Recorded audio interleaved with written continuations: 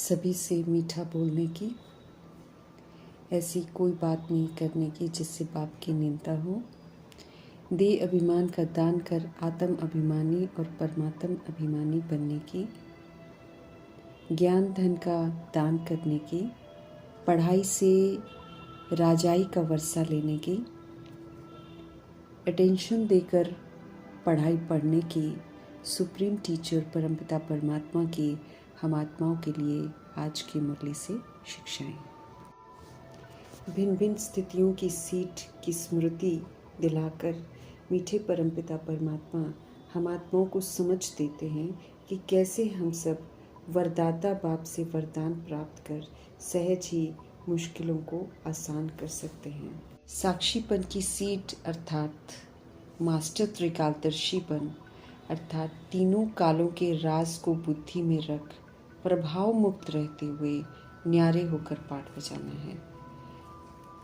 सामने जो कुछ भी आए इधर से हमेशा श्रेष्ठ पाठ ही बजाना है। इसकी समझ हमको बाबा देते हैं। सृष्टि रूपी ड्रामा कल्याणकारी है। इस समय इस ड्रामा में जो कुछ भी होता है उसमें कल्याण भरा हुआ है। कर्मों के खेल में सब बंधे हुए हैं। ब्लैक बॉल वाइट बॉल अर्थात जो संकल्प बोल कर्म द्वारा हम सब देते हैं वही हमारे पास वापस आ जाता है। ये समझ अभी हमको मिलती है। परिस्थितियाँ वो भी हमारी बनाई हुई हैं, इसलिए परदोष का तो प्रश्न ही नहीं उठता है। सृष्टि रूपी ड्रामा की एक कल्प की समाप्ति होनी है। सभी के हिसाब किताब अब सेटल होने हैं। आत्माओं ने बंधनों से मुक्त होकर स्वीट होम में वापस जाना है। इसलिए जिसने जो लिया दिया है वो सब एक दूसरे को ज़रूर लौटाएंगे। समझ मिलती है शिव पिता से कि जितना हो सके हम हर बात में फुल स्टॉप लगाएं, हिसाब किताब को क्लोज करें। क्यों क्या कैसे करके हिसाब किताब को बढ़ाना नहीं है। आत्मा भाई भाई हैं, इसलिए जिस भी विधि से सेटलमेंट हो संतुष्ट रहना है, प्रसन्न रहना है। नुकसान में भी कल्याण समाया हुआ है, ये सोचकर हमको निश्चिंत रहना है। सबसे बड़ी ताकत है कि शिव पिता परमात्मा का साथ और हाथ है हमारे साथ, तो हमारा अकल्याण तो हो नहीं सकता है। ऐसे हम सब शांत की सीट पर रहेंगे तो कभी भी परेशान हो नहीं सकते हैं। साक्षीपन की सीट परेशानी शब्द को ख़त्म कर देती है। इसलिए हमें त्रिकालदर्शी बन अपने आप से प्रतिज्ञा करनी है कि किसी की भी बात पर या किसी भी परिस्थिति में हम इफ़ेक्ट में नहीं आएंगे और इफ़ेक्ट में आकर कोई डिफेक्ट को अपने अंदर आने नहीं देंगे, अर्थात स्वधर्म के विपरीत नहीं जाएंगे। न हम परेशान होंगे न हम किसी को परेशान करेंगे, बल्कि अचल अडोल शांत स्थिर संतुष्ट खुश रहकर अपना पाठ बजाते रहेंगे। कर्म इंद्रियां हम आत्मा राजा की कर्मचारी हैं, प्रजा हैं। कायदे से हमें उनसे कार्य कराना है, लेकिन अपने स्वधर्म को भूलकर दे अभिमान में आकर हम राजा हैं भूलकर कर्म इंद्रियों के गुलाम हो गए हैं। न चाहते हुए भी हम वो कर लेते हैं जो कर्म इंद्रियां हमसे कराती हैं। उसकी चंचलता के शिकार हो गए हैं। वशीभूत होकर उल्टे कर्म करते हैं, उल्टी चीज़ें देखते हैं, सुनते हैं। शिव पिता परमात्मा हम आत्माओं को पुनः स्वराज्य अधिकारी बनने की समझ देते हैं।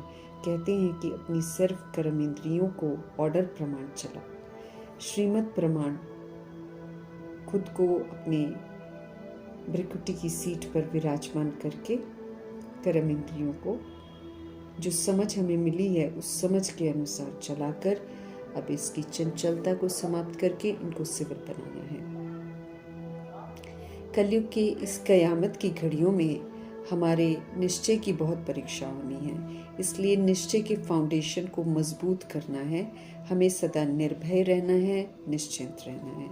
ऑलमाइटी अथॉरिटी शिव पिता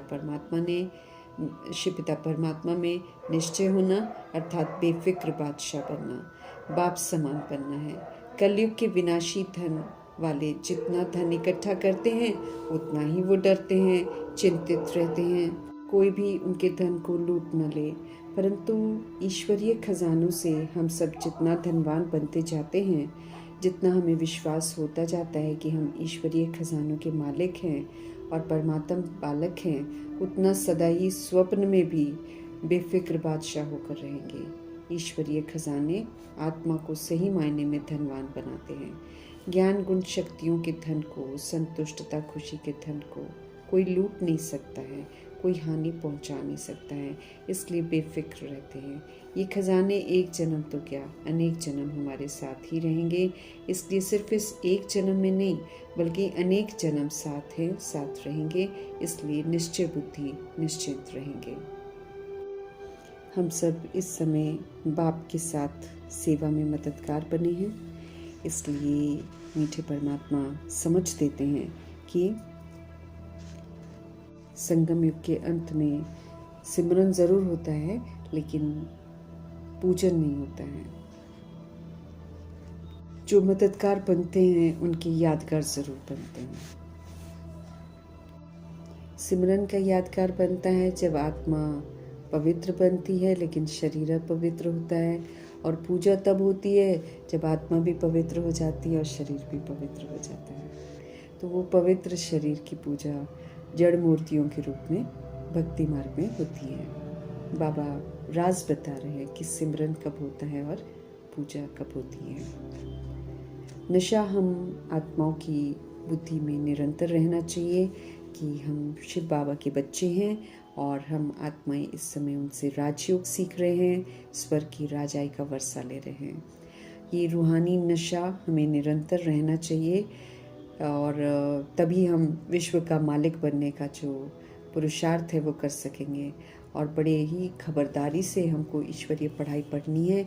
ये वो पढ़ाई है जो गहरे राजों से भरी हुई है। एक एक रत्न जो है अनमोल रत्न है, और उसको जब तक हम ध्यान से नहीं पढ़ेंगे और उसके राज को नहीं समझेंगे तब तक उसको धारण करना बड़ा मुश्किल अनुभव होगा। इसीलिए हमें बड़े ध्यान से पढ़ना है। मायावी दुनिया में हम सच्ची पढ़ाई पढ़ रहे हैं, इसलिए तरह तरह की विघ्न बाधाएं तो आते ही हैं, लेकिन जब हम राजों को समझते हुए पढ़ाई को पढ़ेंगे तो फिर कभी भी गलत कर्म नहीं करेंगे। हमें ध्यान रखना है कि हमें ऐसा कोई कर्म नहीं करना है जिससे हमारे बाबा की निंदा हो। जो वो पढ़ा रहे हैं वही हमको करना है। उसमें थोड़ा धैर्यता चाहिए, सरलता चाहिए, दृढ़ता चाहिए। तो कभी भी विस्मृत होकर हमें ऐसा कोई कर्म नहीं करना है जिससे लोग निंदा करें कि ये भगवान से पढ़ते हैं, ये भगवान के बच्चे हैं। तो भगवान का बच्चा होना ये एक बहुत बड़ी हमारे ऊपर जवाबदारी है। इसके सबूत देने होते हैं और वो प्रैक्टिकल आचरण में जो परिवर्तन आता है उसी से हम सबूत दे सकते हैं। तो हमें कभी भी बाप की निंदा नहीं करानी है। श्रीमत के विपरीत जाकर देह अभिमान में आकर हमको कोई कर्म नहीं करना है। जब भी हम देह अभिमान में करते हैं तो हम अपने शिव पिता परमात्मा की निंदा कराने के निमित्त बनते हैं। हमको किसी से भी लड़ना झगड़ना नहीं है, और हम सब इस समय कौड़ी से हीरे जैसा बनते हैं। तो अच्छी रीति हर बात की धारणा हमको करनी है। वर्थ नॉट अ पेनी से वर्थ पाउंड बन रहे हैं। ये बहुत ऊंची मंजिल है, इसलिए तनिक भी कोई विकार का वंश और अंश हमारे अंदर नहीं होना चाहिए। इस बात का विशेष हमको ध्यान रखना है। संगम युग में अगर हम शिव पिया के साथ हैं तो निरंतर ज्ञान अमृत जो है टपकता रहेगा। ज्ञान रत्नों की जो गहराइयाँ हैं वो समझ में आती जाएंगी। कल्प में एक ही बार समय आता है जब हम शिव पिया के साथ रह सकते हैं। स्पष्ट करते हैं शिव पिता परमात्मा कि वो कैसे ब्रह्मा जी का आधार लेते हैं और अपने लिए शरीर नहीं लेते हैं, क्योंकि फिर पुनर्जन्म में आकर आत्मा को लॉन्ग जर्नी में रहकर पावन से फिर पतित भी बनना है। तो ऐसे चक्रों में शिव बाबा नहीं पड़ते हैं और इसलिए वो परकाया का आधार लेते हैं और साधारण तन का आधार लेते हैं, पतित तन का आधार लेते हैं, क्योंकि उनकी महिमा ही पतित पावन की है। तो कृष्ण तो सतो प्रधान प्रिंस है, इसलिए उनका आधार नहीं लेते। तो ये तरह तरह के जो गलत मान्यताएं हैं इस सृष्टि रूपी ड्रामा में, उसको मीठे परमात्मा ही आकर सही करते हैं। हम सभी आत्माएं पूजा करते हैं, क्यों करते हैं, किसकी करते हैं हमको नहीं मालूम है, वो भी बाबा आकर हमको राज बताते हैं। तो परमपिता परमात्मा ब्रह्मा जी के द्वारा स्थापना कराते हैं, तो समझ की स्थापना कराते हैं। जैसे जैसे समझ मिलती है, समझ के अनुसार जब चलते हैं तो माना हम स्थापना करते हैं। फिर जो समझ मिलती है वो सत्यता और दिव्यता की, जब हम उसकी पालना करते हैं, उसको व्यवहार में लाते हैं, तो पालना के संस्कार धारण करते हैं। और जैसे जैसे समझ हमारे अंदर आती जाती है, बेसमझी खत्म होती जाती है, तो हमारी धीरे धीरे सूक्ष्म अवस्था शंकर की बनती जाती है। तो सुंदर विधियों से बाबा स्थापना, पालना और विनाश का कार्य कराते हैं। हिंसात्मक नहीं होता है, ये सूक्ष्म हमारे में अपने आप में हमको बदलाव लाना है। और दुनिया में वो स्थूल रूप से हिंसा होती है, भगवान जी स्थूल हिंसा नहीं करवाते हैं। हम सभी भक्ति मार्ग में मालाएं भी सिमरन करते हैं। फिर माला का राज भी बाबा बताते हैं कि जो सोल्स परमपिता परमात्मा की श्रीमत पर चलकर मददगार बनती हैं, भारत को स्वर्ग बनाती हैं, उनका सिमरन होता है माला के रूप में। तो जिसमें शिव पिता परमात्मा वो फूल जो है वो प्रतीक है शिव बाबा का, उसके नीचे मेरुदान है, ब्रह्मा जी, सरस्वती जी जो मददगार बनते हैं। फिर उसके बाद 108 आत्माएं नंबरवार मदद करती हैं, इसलिए बाबा कहते हैं सिमरन होता है। वो सिर्फ सिमरन ही करते हैं, लोग माला जपते हैं, बाकी पूजन फिर बाद में होता है। जब पवित्र शरीर हो जाते हैं, देवी देवता जब होते हैं, तब वो देवी देवताओं के जड़ चित्र बनाकर फिर उनकी पूजा करते हैं। बाकी सतयुग त्रेता युग में तो पूजन नहीं होता है। परमात्मा ड्रामा का पूरा राज जो है वो हम आत्माओं को समझाते हैं, क्योंकि ड्रामा में ये विधि है कि क्लोज होने से पहले सारे एक्टर्स को पता चलता है कि रियलिटी क्या है, कैसे ड्रामा चलता है। हर आत्मा को सत्य मालूम चलेगा। विष्णु की माला में आने के लिए हम आत्माओं को क्वालिफाई करना है, उसके लिए अच्छी रीति हमको पढ़ना है और सर्व गुणों से संपन्न, 16 कला संपूर्ण, संपूर्ण निर्विकारी, मर्यादा पुरुषोत्तम और संपूर्ण अहिंसक बनना है। हमें श्रीमत पर पावन बनना है, विचार सागर मंथन जरूर करना है, तब जाकर गहरे राज जो हैं वो समझ में आएंगे। आत्म अभिमानी बनना माना शालिग्राम के रूप में पूजनीय बनना। बहुत कम आत्माएं हैं जो आत्म अभिमानी बनते हैं, जिनकी शिव के साथ फिर रोज़ पूजा होती है। कभी कभी तो बहुतों की होती है, लेकिन खास जो बाप समान बनते हैं उनकी फिर शिव के साथ रोज़ ही पूजा होती है। हम सब इस समय ब्राह्मण हैं, हमें ईश्वरीय मर्यादाओं में चलना है, मर्यादाओं की लकीर के अंदर ही रहना है। भारत को स्वर्ग बनाने में मददगार बनना है। जितना हम स्वर्ग की विशेषताओं को धारण करेंगे उतना हम स्वर्ग बनाने में मददगार बनते हैं। यूँ तो भक्ति मार्ग में कहते हैं कि मान सरोवर में स्नान करने से परी ज़्यादा बनते हैं, ऐसा होता तो नहीं है। लेकिन जब हम संगम युग में ज्ञान मान सरोवर में स्नान करती है आत्मा, अर्थात ज्ञान प्राप्त करती है, ज्ञान को धारण करती है, तो वो फरिश्ता ज़रूर बनती है। हमें शुद्ध बन रुद्रमाला में आना है और फिर उसके बाद क्वालिफाई करके विष्णु की माला में आना है। विजय माला विष्णु की माला है। गुह्य राजों को अच्छी रीति समझना है। सतगुरु शिव पिता परमात्मा इस समय हम आत्माओं की सदगति करने आए हैं। स्वर्ग में जाना अर्थात सदगति का वर्षा प्राप्त करना, तो फिर ईश्वरीय कायदे से चलकर हमको अपने आप को सदगति के लायक बनाना है। श्रीमत पर चलेंगे तो तमो प्रधान अवस्था से मुक्त होकर सतो प्रधान बनेंगे। राजाई घराने का मर्तबा पाने की हमको मेहनत करनी है, वो सहज नहीं मिलती है, इस बात का बड़ा ध्यान रखना है हमको। अगर मेहनत नहीं करेंगे तो फिर प्रजा दास दासी बनेंगे, फिर जिंदगी में हमेशा एक अभाव रहेगा, फिर पूरा कल्प ही जीवन में अभाव रहेगा, हैप्पीनेस नहीं अनुभव करेंगे। इसीलिए बड़ी गंभीरता से बाबा की श्रीमत पर चलकर हमको राजाई घराने में जाने के लिए अर्थात सूर्यवंशी घराने में जाने का पुरुषार्थ ज़रूर करना है। यहाँ पर इस दुनिया से कोई चाहना नहीं रखनी है, क्योंकि चाहना रखेंगे तो फिर हम कभी भी अच्छे नहीं बनेंगे। ईश्वरीय पढ़ाई है, प्रैक्टिकल पेपर हमारे होने हैं, प्रैक्टिकल स्व परिवर्तन के पेपर होने हैं, इसीलिए स्व परिवर्तन करने का विशेष ध्यान रखना है, क्योंकि जब हम अपना परिवर्तन करेंगे तभी हम विश्व के परिवर्तन करने के निमित्त बनेंगे। ये ईश्वरीय विश्वविद्यालय है, यहाँ पर मनुष्य से देवता बनाया जाता है, तो जाहिर सी बात है कि मेहनत तो करनी पड़ेगी। मीठे परमात्मा हम आत्माओं को ऐसा राजा बनाते हैं जिससे हम दुनिया के प्रभाव से, लगाव से, दबाव से मुक्त रहें और हमेशा सतोगुणी सतयुगी पाठ बजाएं। तो जो सोल सतोगुणी सतयुगी पाठ बजाती है, किसी के भी उल्टे व्यवहार से भी प्रभाव में नहीं आती है, वही तो राजा बनती है। जो राजा बनने वाली आत्मा है वो कभी भी किसी के व्यवहार के इफेक्ट में नहीं आती है, और चूंकि वो इफेक्ट में नहीं आती है इसलिए कभी भी कोई खामी को यूज़ नहीं करती है।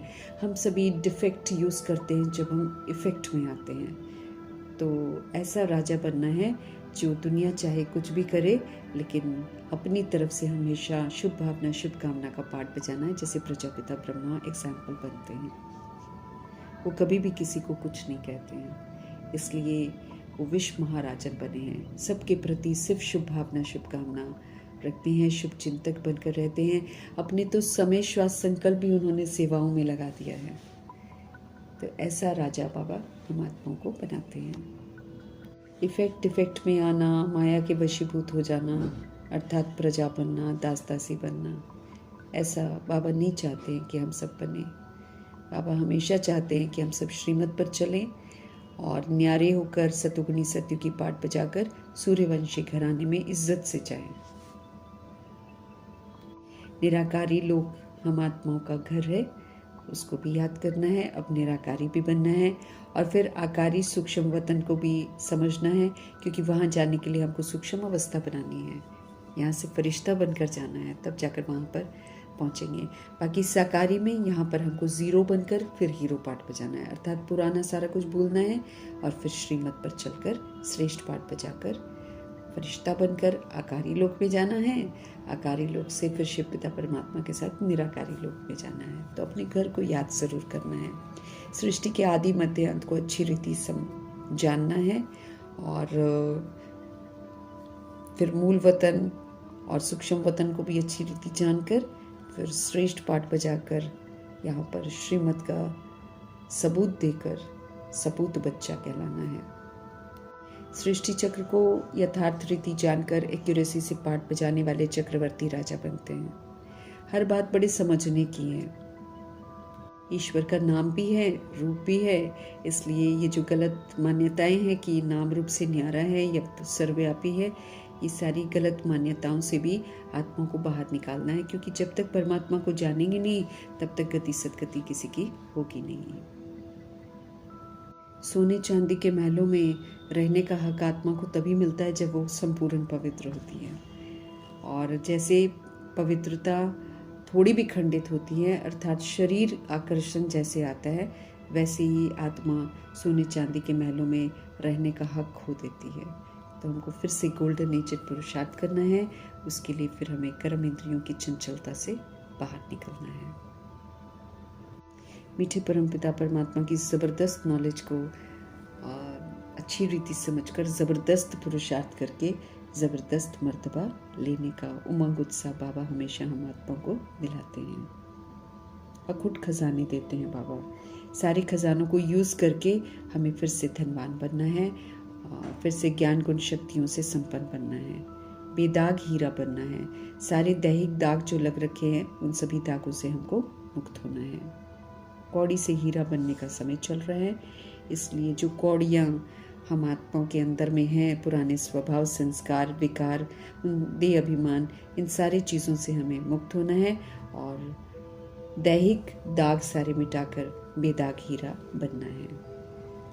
राजयोग से ही स्वर्ग की राजाई मिलती है, इस बात को अच्छी रीति समझना है। राजा बनकर पाठ बजाना है। श्रीमत प्रमाण कर्म इंद्रियों को, मन बुद्धि संस्कार को कायदे से चलाकर श्रेष्ठ धारणाएं करके हमें श्रेष्ठ मर्तबा प्राप्त करना है। ऐसा कोई कर्म नहीं करना है जिससे किसी के मन में ये प्रश्न उठे कि क्या ये भगवान से पढ़ते हैं। भगवान से बढ़ना एक बहुत बड़ी हमारी जवाबदारी है, क्योंकि हम बाबा को रिप्रेजेंट करते हैं, अपने आचरण से ही रिप्रेजेंट कर सकते हैं। वो निराकार है, उनको दिखा नहीं सकते हैं, लेकिन उनके द्वारा सिखाई हुई शिक्षाओं को धारण करके जो परिवर्तन होता है, उस परिवर्तन से हम अपने पिता का नाम रोशन कर सकते हैं। इसलिए ऐसा कोई कर्म नहीं करना है जिससे किसी के मन में संशय उठे कि भगवान इनको पढ़ाता है क्या।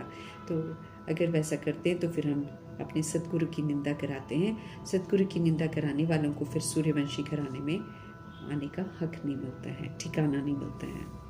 एम ऑब्जेक्ट को सामने रखना है और श्रीमत पर चलकर एम ऑब्जेक्ट को हासिल जरूर करना है। मीठे परमात्मा हम आत्मा को सुंदर तहजीब सिखाते हैं, कैसे बोलना है, कैसे बैठना है, कैसे खाना है, कैसे पीना है। हम आत्मा को समझ देते हैं कि हमें किसी से लड़ना झगड़ना नहीं है। अगर हम लड़े झगड़ेंगे तो फिर हम कलयुगी बन जाते हैं, आसुरी संप्रदाय के बन जाते हैं। फिर हम ईश्वरीय संप्रदाय को कैसे रिप्रेजेंट करेंगे, और फिर ईश्वरीय संप्रदाय की फिर हम निंदा कराने के निमित्त बन जाते हैं। इसलिए हम आत्मा को किसी से भी लड़ना झगड़ना नहीं है, आत्मिक मिठास के साथ सबके साथ व्यवहार करना है, अपने शिव पिता परमात्मा का परिचय देना है। और ये जो बुराइयां हैं, पुराना स्वभाव, संस्कार, चलन जो भी है हमारी, इसका हमको दान देना है। जब हम दान देंगे तो हम पर लगे हुए जो ग्रहण है उससे हम छूट जाएंगे। नंबर 1 दान जो है ये देह अभिमान है, ये सारी बीमारियों का जड़ है। यहीं से फिर काम, क्रोध, लोभ, मोह, अहंकार पनपते हैं। तो इस देह अभिमान की बीमारी से हमको मुक्त होकर अब स्वयं को आत्मा समझकर सतगुणी और सतयुगी पाठ बजाकर आत्म अभिमानी बनना है, परमात्म अभिमानी बनना है, शुद्ध अभिमान में रहना है कि मैं तो आत्मा परम पिता परमात्मा का बच्चा हूँ और सारी दुनिया भी जो है देह में है, लेकिन असल में सभी आत्माएं हैं, सभी परमात्मा के बच्चे हैं। ये बड़ा हमारा अमूल्य जीवन है। स्वयं परम पिता परमात्मा सर्व संबंधी बनकर हम आत्माओं के साथ हैं। हम कंबाइंड उनके साथ रहकर, उनकी कंपनी में रहकर फिर से श्रेष्ठ बन सकते हैं। इसीलिए इस अमूल्य जीवन के पल पल को सफल करना है। कल्प में एक ही बार संगम युग में शिव पिता परमात्मा आते हैं, तो इसमें देहधारियों के साथ रहकर अपना अनमोल समय व्यर्थ नहीं गंवाना है, क्योंकि देहधारी इस समय विस्मृत हैं, पतित हैं। उनका संग करने से हम प्रभु से विस्मृत हो जाते हैं। तो मीठे परमात्मा के साथ रहकर हमें अपने अमूल्य जीवन को सफल करना है। कल्प कल्प शिव पिता परमात्मा हम आत्मा को पढ़ाने आते हैं, हम फिर से भूल जाते हैं। ये ड्रामा में नूत है, स्मृति विस्मृति का खेल है, लेकिन इस समय विस्मृति से मुक्त हो स्मृति का खेल चल रहा है। तो शिव पिता परमात्मा की छत्र छाया में रहकर हमको फिर से स्मृति स्वरूप नष्ट मोहा बनना है, अपने शिव पिता परमात्मा का नाम पाला करना है। मीठे परमात्मा जी का धन्यवाद।